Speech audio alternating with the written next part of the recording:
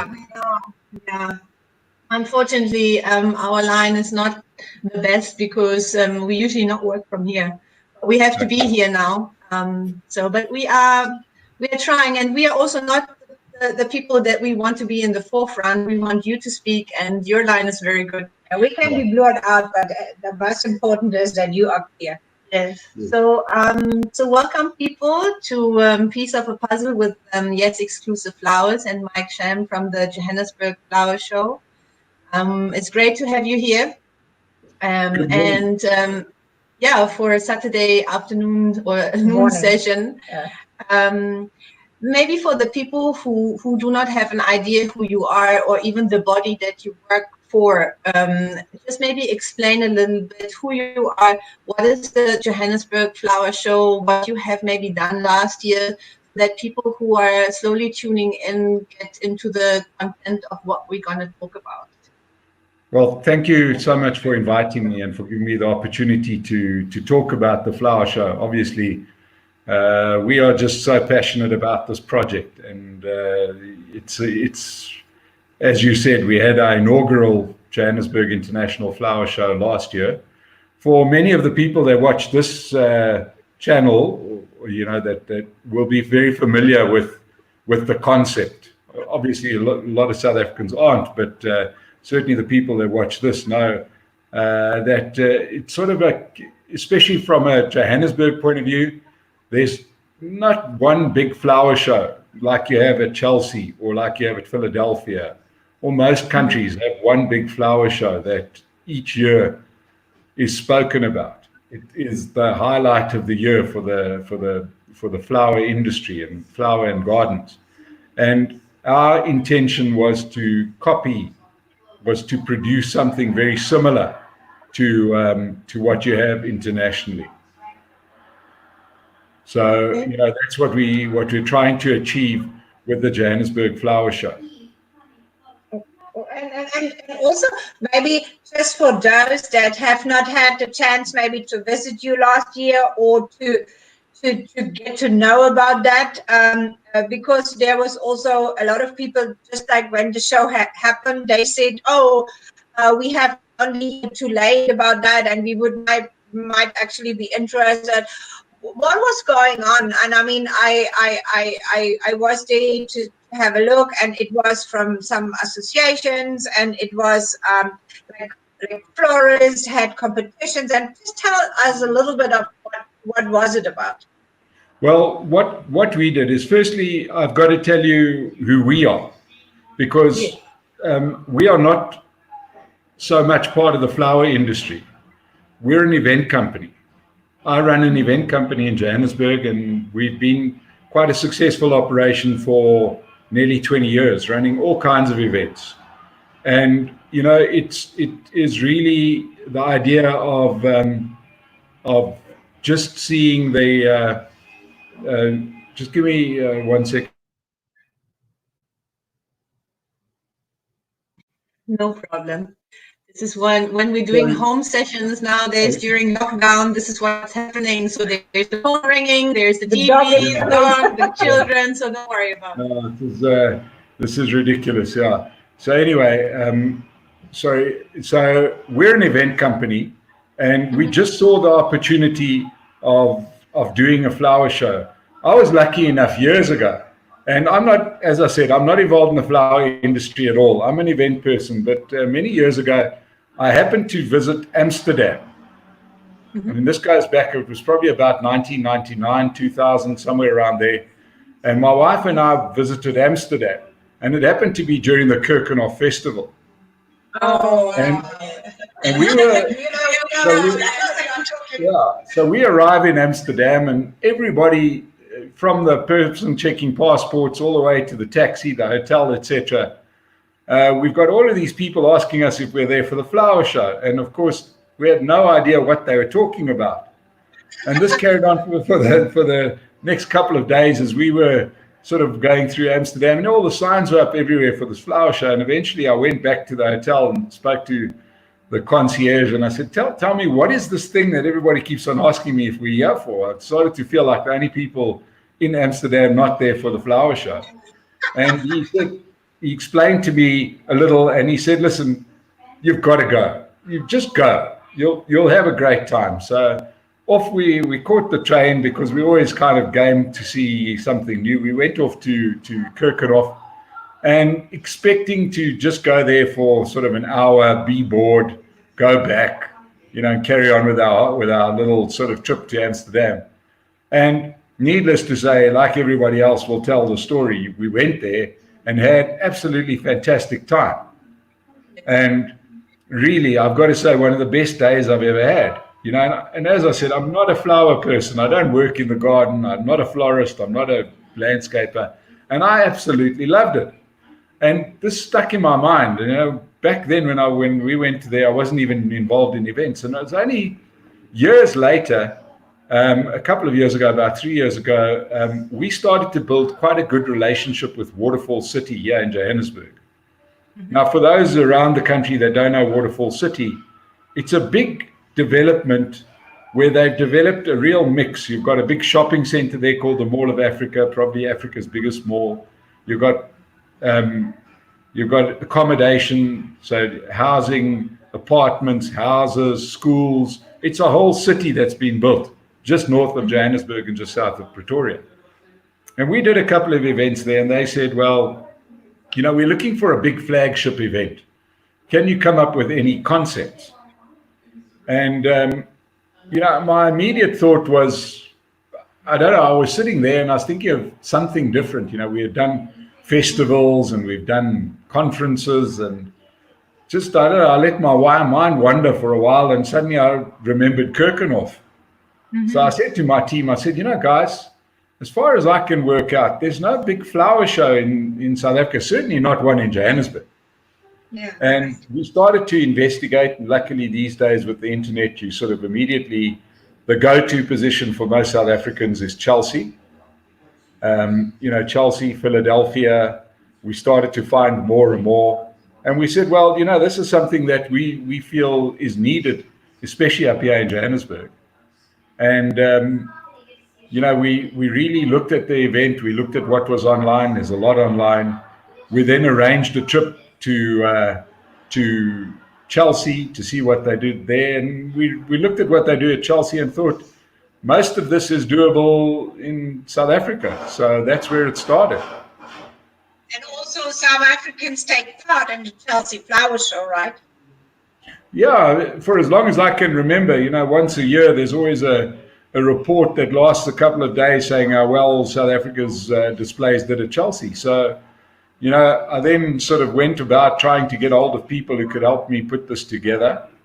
All roads started to lead to people like Leon Kluger, who builds the display at Chelsea, and Jill Manson, who's got a show on television doing flower design. We got hold of them. Yeah. And the rest, we sort of went along just sort of putting it together as much as we could. And then by last year, we put on this process, because people maybe might think it's also an easy job to pull off a flower show. Maybe start, what's actually the time frame when you said from the moment you went to Chelsea to have a look at yourself? What are they doing there?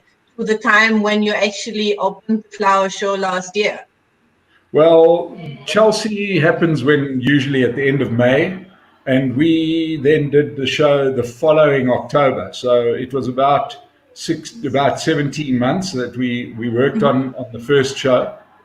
And what was really rough, what was really difficult for us, was that we were working in a place that was not an event venue. It was quite a rough, open piece of land that we had to carve into an event venue.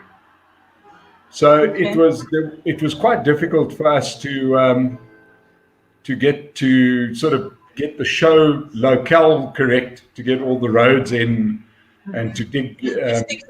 Around, yes. So there was a lot of work, and then added to that is that, I know this sort of sounds a little bit crazy, but there was still a lot that we didn't know, and to be honest, nobody really knew what we were going to put together. We knew we wanted a grand pavilion of flowers, which we managed to get right. We wanted some show gardens. We kind of got that right, but we had the layout slightly we weren't happy with the layout. And then, from there, it was trial and error. What was going to work? I mean, for example, we did presentations where people spoke about flower design and water usage and all a host of things, cooking with flowers, and they were extremely popular. Extremely popular. In actual fact, we should have made that a far bigger feature of the show. Yeah. So, I think also because it's very interactive, and there are a lot of persons who actually are presenting that, so they're engaging really also with the audience. And also for a lot of people, they come on a show, I think they have nothing to do with the industry itself, like with the flower industry. These are just people, they love flowers, and the most of the people, nobody can blame them for. They have not really a clue how to treat flowers, maybe, or what is the secret behind what must I do in my garden to get a result like in not an education. But nonetheless, they appreciate to take some hints and tips out of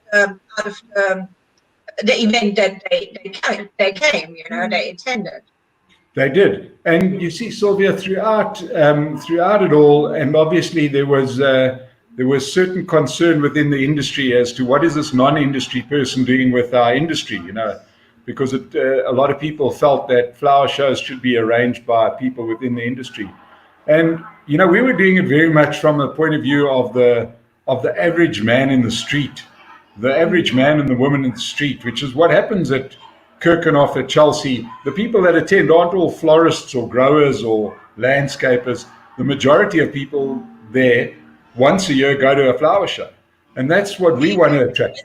Experience. At the end of the day, what it is you're going to attend an experience which is around flowers for anyone who just likes flowers. Obviously, if you don't like flowers, then you shouldn't go. But it should be a platform just for people who enjoy being around flowers. Yeah, and it should be maybe in terms of the industry. It should be a mirror of what our industry is capable of and what we can do, because that also helps a lot of our people in the industry, like florists or event planner, when clients coming with expectations maybe or with no expectations. So to tell them what can be expected, what can be done, what is available in the market, because a lot of people in our country do not even know what is possible. And it seems very often that Pinterest is the only source of information. A lot of maybe brides or people, they want to have an event, they have, but there is so much more what can be offered and not be copied from a Pinterest picture. And there's so much talent. Yeah, also. There's so much talent in South Africa, in Africa generally. There is a nice platform. By the end of the day, a lot of florists and even growers. Who is using the flowers? Yes, a grower is selling to a florist, but the florist is selling either to end consumer, which is a bride for an event, or for a grandmother, for a birthday, or for someone who just enjoys the flower at home, or just an ordinary person. So it is I think it is for me also the right platform for such an event, go just public. And I like your chandeliers, actually, the idea of that different florists, and also some of them had to work together. Not as a competition against each other, but as a project, work with another and to create something unique. And I like that idea very much. Yeah, I think that what it soon became, because obviously from being just a very good event idea, you start realizing that it's got to have there's got to be more to it. And part of what we wanted to achieve was to start building a culture of flowers. I know that sounds ridiculous, but the difference coming from Europe. South Africa doesn't have a culture of flowers. And even, I've got to think about this deeply as a non sort of flower person. And many people, traditionally, our gardens in South Africa were just a whole lot of kikuyu lawn with a little bed at the end, that you used to hit the cricket ball into. Not really gardens where every inch is used and there's some thought as to the water wise or what. So, we feel that life's changing. And in actual fact, we think that the move away from very big houses on very big gardens is going to change. Much like food has changed, where you now have all these food programs on television. People thinking about what they're eating rather than just sort of shoving stuff into a pot. I think you're going to start seeing the same thing with flowers and gardens. You'd want to get seasonal flowers. You'd want to get color into your home because your home's smaller and it won't get lost in these big spaces. So, we really felt that the show could start helping grow this culture that I think would be great for the show. It'll be great for South Africa. Yeah, and I think especially this time that we are in right now, we have lockdown, we have the pandemic. People were now actually forced to stay much more at home. So basically, what do they have? If you're lucky enough to have a garden, this was the place to go because, nobody likes to be just in their own four walls. So they like to go outside and enjoy as long as they can the freedom that they have by having or by being in their garden. Yeah. And I think the focus also will be now much more on the gardening side, not only because now people have much more time, but also they will value their own garden right now much more. And I also think we had a lot of chats the last weeks with our clients, and the most of them, they expressed how much they are missing flowers, not only working with flowers, also how much their clients, ordinary people, miss flowers because they cannot buy one stem in any shop. So we discussed why we are still in certain ways of happy, or can I say that happy, because we have the luxury, honestly saying, of a very beautiful view.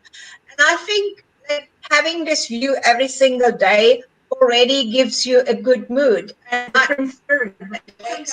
greenery, you see, flowers, you have plants. It just gives you a different mood when you wake up than if you just look at the brick wall and that's it. And I think people more and more now will connect to just the basic things that they actually need. And it's not the luxury car maybe in the garage because it doesn't drive them anywhere. It's the home and how they can make the home more beautiful. Yeah, very, very important. And it really would be, we just see that there's such a need for that. So, to go back to the show, you mentioned earlier working within some of the associations and the people that we work with. We've got some wonderful talent in South Africa. I think we've always known that we've got two things. We've got wonderful talent. We also have some unbelievable flora that's available to us in South Africa. And I don't think we understand just how good how good we've got it here, that we've got sort of so much that we can put together.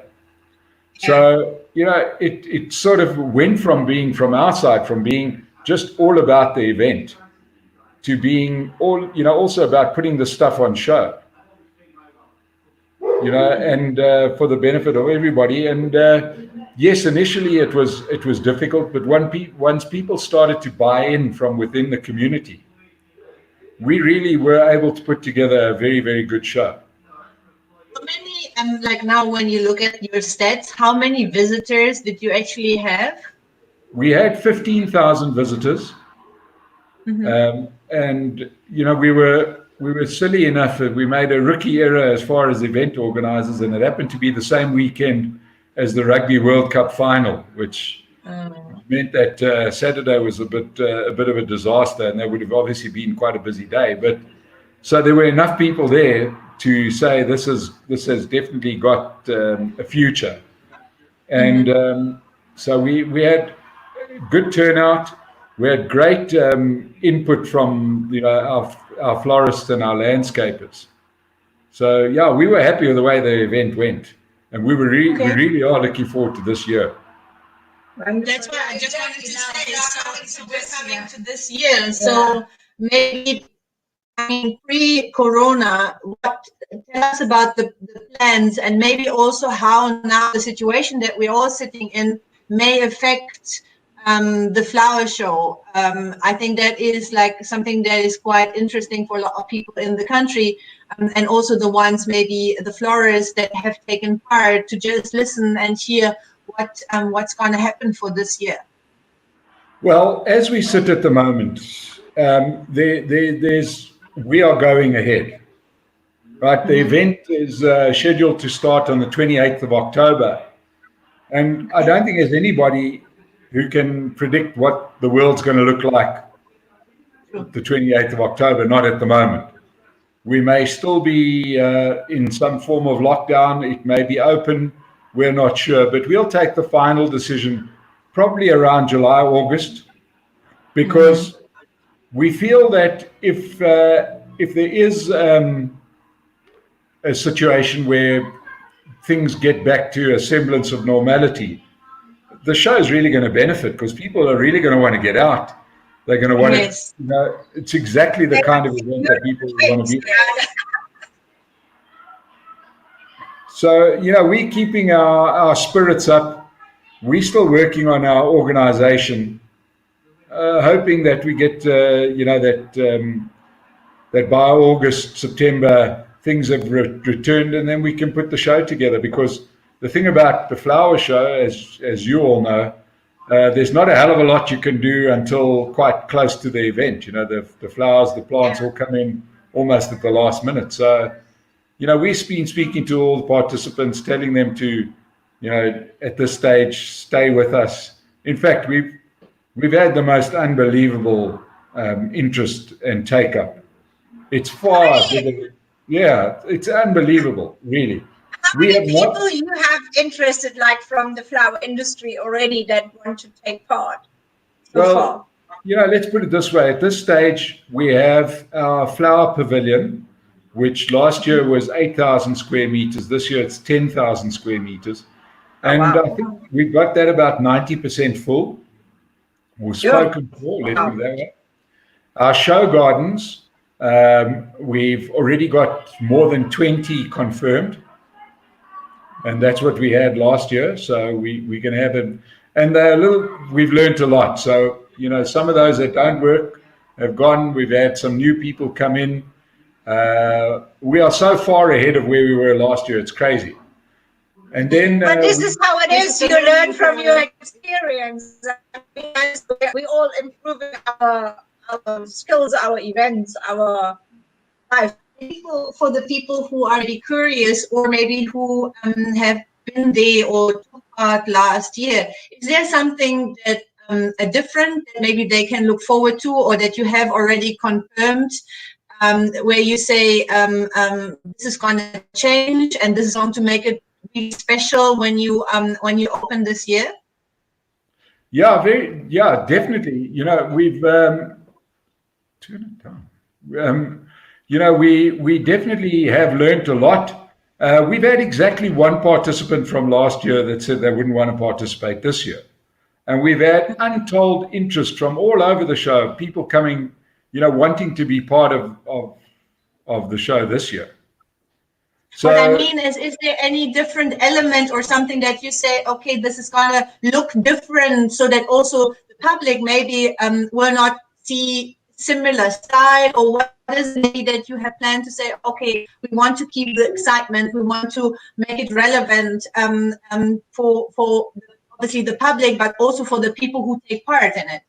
Yes, very, very much so. We kind of had after the event of last year, which finished in early November, and we spent the rest of the time really deconstructing the event, taking it apart, looking at what worked, what didn't work, And we came out, we really feel that we come upon a far better event this year. We found, for example, the one thing that the event really wants, that people really want, is they love flowers.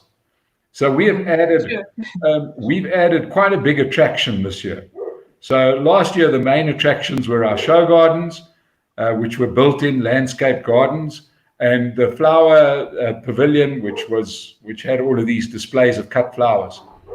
We're adding another big attraction called the Field of Flowers.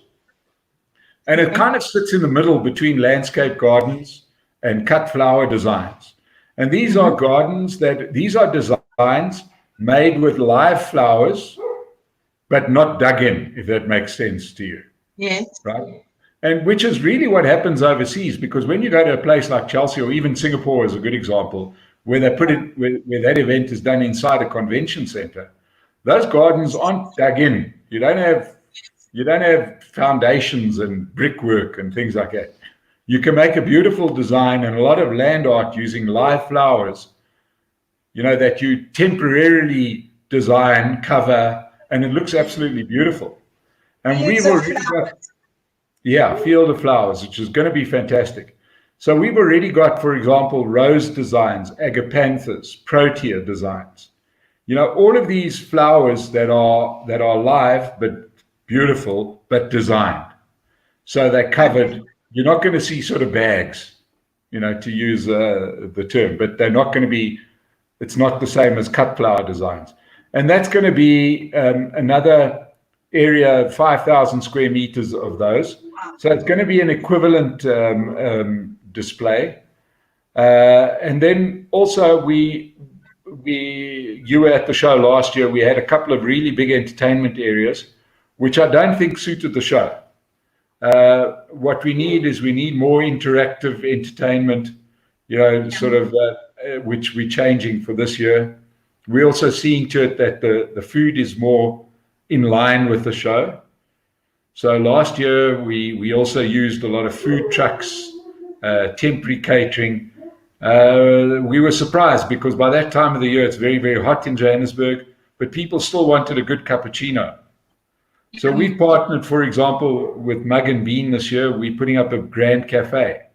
So you're going to have, the right kind of feel, a beautiful air-conditioned area where you can sit down, you can have a sandwich or a wrap, you can have a cappuccino, you can have a smoothie, instead of more of a festival feel of going down there. That's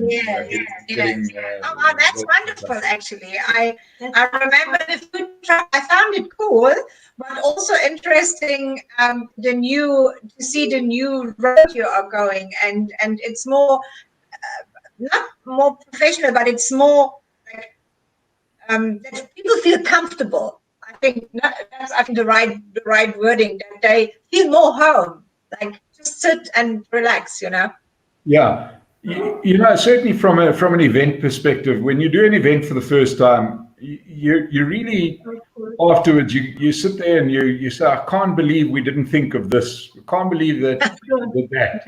What were we thinking when we did this? And that really worked. And you often get really good return from some small things that were pretty easy. And then you spend all your life working on something else, and nobody's really interested in it. So that's why it's called the road of success. Otherwise, it would have been the point of success. Well, up until now, it feels like I've been dragged down that road. So believe me, I didn't have this hairstyle when I first thought of the idea of the Johannesburg Flower Show. Thought it was going to be a little bit easier than this. So as we sit at the moment, we are well ahead in terms of our planning. So I'm really hoping that the period of lockdown comes, ends a little quicker than that. But we'll make a final decision in a few months' time. We've got the luxury of a little bit of time before we have to make that final decision. It'll be sad if we have to skip this year because we've got everything ready. Having said that, we have our support. So we, as Yes Exclusive Flowers, I mean, as you see, we we are supporting the show because we think it's a great idea, and it's really something add on to our country, to our industry in terms of what we can show. And I really also wish that a lot of people, like even more than last year, work together and make this a we event in the industry, I think. Yes. And also to attract like attention from other parts of the world, you know, really also put the South African flower industry, but also the like South African flower lovers basically on a map. Because obviously from an outside perspective, flowers and Africa generally is in no way a big connection. From when the flowers, then maybe Kenya, because a lot of people know that Kenyan flowers like export all over the world. But I mean, in preparation of these new sessions that we have, piece of puzzle and talking to people from all over the world, and maybe also this afternoon you might actually be interested to join us with Sarah Campbell. She is an amazing inspirational person from America, a florist that also teaches a lot, and she is a very outgoing, bubbly person. So I think we like when we talk to people from South Africa, the most of the people say South Africa, you know, they don't bring it in connection with flowers or even with something advanced. You know, that's actually very sad that even Africa has still in the world either connection to animals like our wildlife, you know, or to crime, so that there's nothing in between in people's mind. And I think everything that puts new aspects into people's like mind is very good. Is good, yeah. Yes, so and especially like what I meant, like the public eye, you know, to really put Africa on the map, because I mean, as you say, it is for the public, and there are lots of people, as you like experience yourself, for example, fly to not Holland, to the Netherlands to actually attend shows like that, because it is something that people like really speak about. So it has a huge impact also on economy, like on all like subsectors like hospitality, hotels, and so on and so forth. Which would be a great, I mean, specifically now in the situation that we are sitting in, where also hotel room occupancy rates are low, because obviously nobody is allowed to travel. But it's obviously interesting also to see if by October things are going to normalize in a way for international travel. But my question maybe also would be, like, do you worry maybe about social distancing rules and the effect on the show right now, or is this something that you say, I'm not going to panic, I'll just wait, or is this something already that you have in the back of your mind? Oh, it's in the front of my mind, sadly, and we're very aware of it. And you know, if there's still social distancing being practiced, you can't have an event. You know, that's definitely going to make it very, very difficult to have any event of any nature. So, you know, we are sitting over here quite nervous, as you would imagine, as to whether people are going to, you know, what's going to be the frame of mind.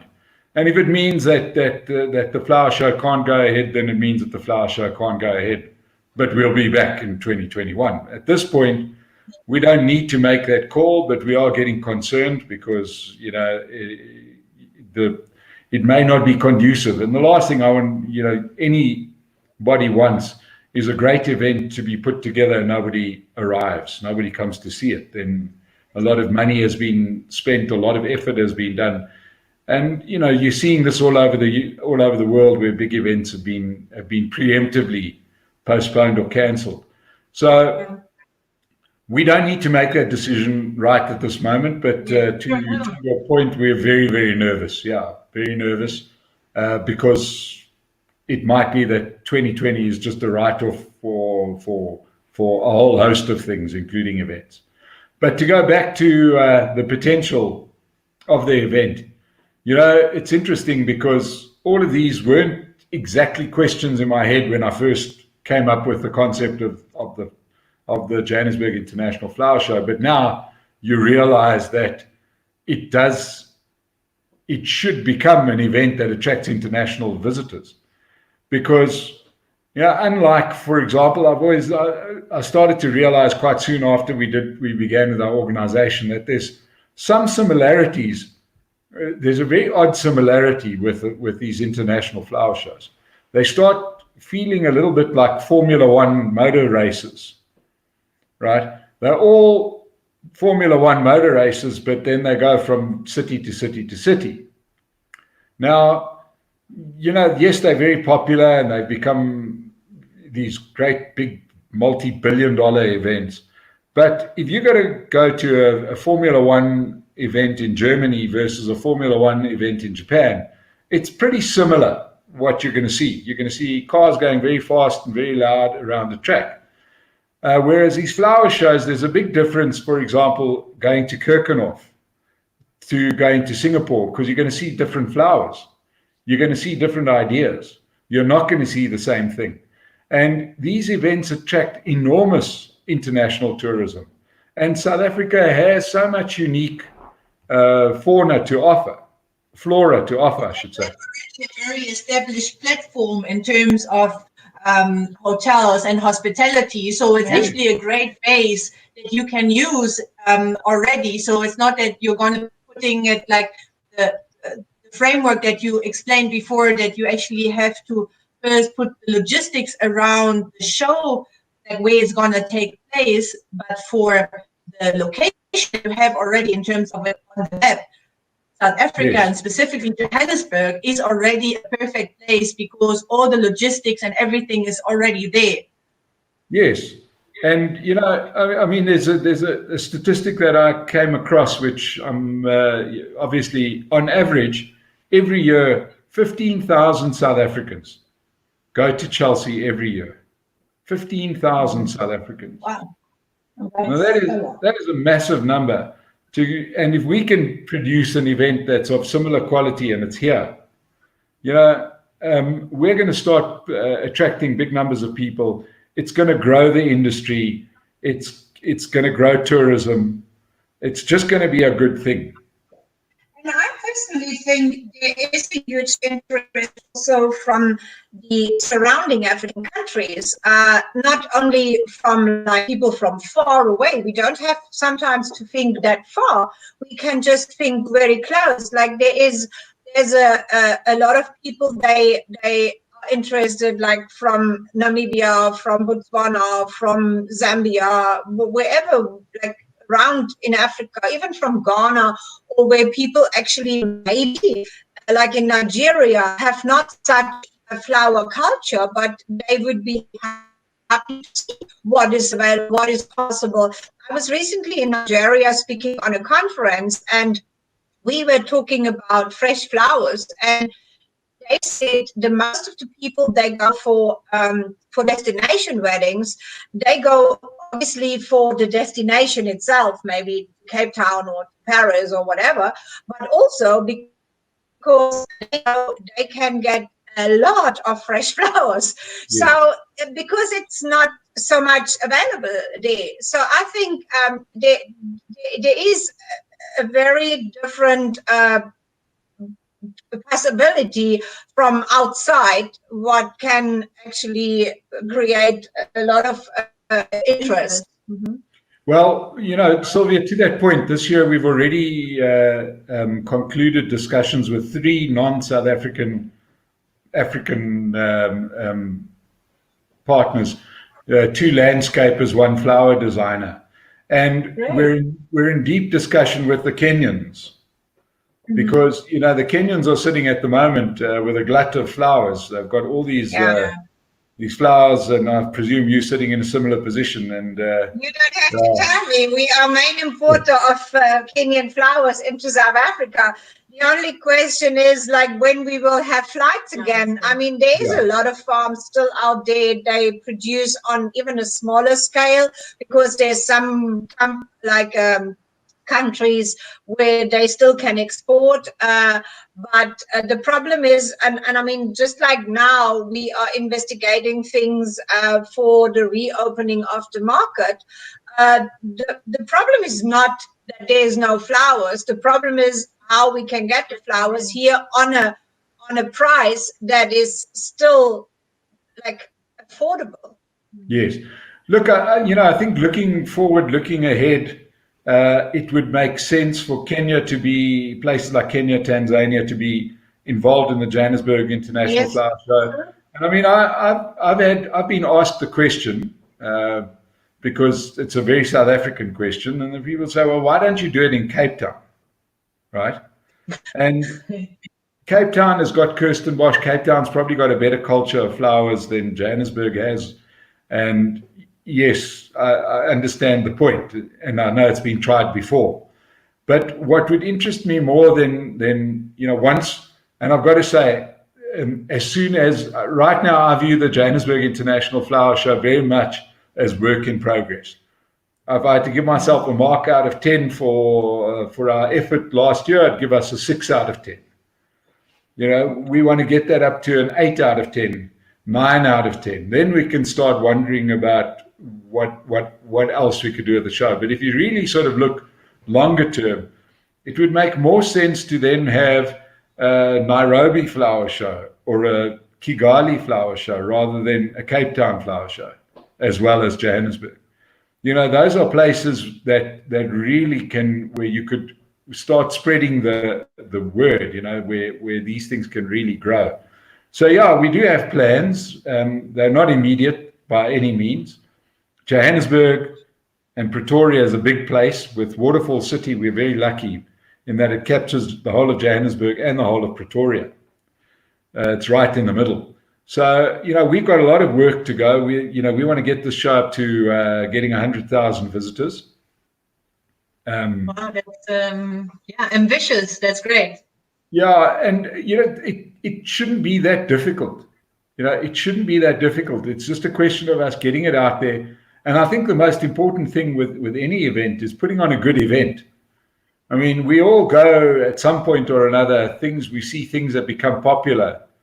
They just become popular because they're good. Yes. And then soon enough, one person will tell the other person, let's go, and then that person becomes hooked, and so it grows. Sure, it's typically word of mouth in that type of events, and that's why I personally think the turnout will be higher just because of the people who have been attended or who have attended last year, and they maybe told their friends and family about it, and they're going to keep it on the agenda for this year, hopefully, so that in this way actually it exponentially grows, just organically, because people are just talking in their own peers about it, and then that just come the following year. Well, the thing, yes. Sorry, can I ask you a question? Have you thought maybe even now, under the circumstances we are in, to make the show like virtually available? I think you've got to do both. I think that definitely we've already got plans. Let's just say everything returned to normal. We would need to create the Johannesburg International Flower Show YouTube channel that runs throughout the show, right? Mm-hmm. You really have to start running the show virtually as well as live. Mm-hmm. There's no substitute for live because it's the kind of show that, where you lose a lot if you're watching it on screen compared to being there. So, we don't feel sort of threatened by doing it virtually. Once again, if you look at some of these big shows, I know... I have not even thought about being threatened. I mean, I actually meant it in a... Yes. I mean, even like that you bring it in connection to be threatened, I have not even thought about that part. I thought it could be beautiful add-on. There's obviously always been that kind of fear if you look at sporting events. there people have always come. There's been this big fear: if you've got it on TV, then people don't come to the match. Don't come to the stadium. But we don't think that this is in the same thing at all. We actually think it will enhance the show. I think people will come and follow. I think also it's more family event. I mean, your space that you are offering, like it's a family event. People can go there like together in groups. I mean, that's why also the social distancing plays a part here. But if everything works out as planned, then it's nice to be there just amongst people that you like to be around with friends, family members, take your granny, take auntie, and so on. So I think that is the environment that cannot be replaced when you press a play button. And I mean, it's always the same. If you there's a huge difference if you go to a live concert somewhere, or if you listen to a CD, or if you go into a cinema watching a movie, or you have it just on your DVD. There's a huge difference. Life is always an experience. There is a big difference. I think also one of the things that's going to help us through the lockdown is that people are going to be a lot more interested in following things online as in addition to what they would normally do. So I think that, for example, if you had have had a streaming of the show last year, you would have not had the same following as what you've got now, where we've gotten so used to streaming everything. I mean, everybody that can has improved their bandwidth at home. Everybody that can has watched movies online. So this is really good. We increased the speed to 10, but still have not received it. No, so you're right. I mean, this is it. I think also for specifically for a show like yours, you're sitting right now a little bit like in between the chairs, but I think on both sides somehow is gonna be a positive outcome, because after lockdown, people will want to go out. If they have the possibility to do so, they're eager to see different things. Yeah, they want to just experience things. On the other side, obviously, people will follow, I think, much more, because right now we're also used to check online so many things. So the attention is also there for a flower show like yours. Just tell the people again where they can find more information about the flower show, like your website or something. They can have a look maybe where you want to put information. We're available on all the usual channels, Facebook page, and so on. Our website is johannesburgflowershow.com. Mm-hmm. So we're easy to find. We've got a presence.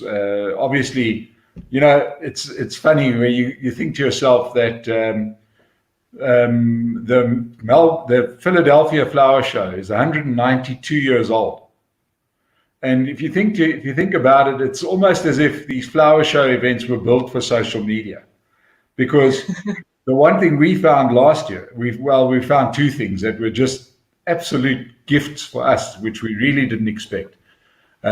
Yes, we expected some social media presence, but it was absolutely off the charts. The amount of posting, everybody that came takes a flower, tags the event. Look at this. This is me, at the flower show.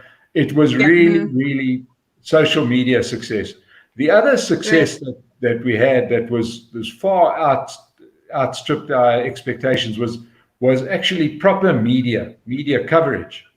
Mm-hmm. We had television. We had 13 camera crews come through there from all over the world. From yes, there were the normal ones, from South Africa, ETV broadcast there for 2 hours, SABC, all of the local ones, even ANN7. But then we also had China television, we had Russia television, we had BBC. So we had an enormous amount of coverage on the sort of formal media, which sort of pegs the event for where it's going to be. It's more of a cultural once a year, what's new at the Johannesburg Flower Show. And I think that for people in the industry, they're going to want to be at the show because, much like what you have with Chelsea, for example, everybody wants, that's going to be the yardstick that everybody measures the season on. What is new, what's trending, which flowers are in, which flowers aren't in. Not that flowers are ever out, but there's some that become more popular than others. Yeah. So, that's what we want to get to, is we want to be that event that for once week of the year, all the cameras are focused on the Johannesburg International Flower Show. Wonderful. And we still have a little surprise for you. We offer you to name actually a rose of like Mama Africa that honors our continent and our country, and to offer this during the show. Well, that'll be fantastic, because last year we managed to get, the show was opened by the First Lady, Mrs. Ramaphosa. We saw that.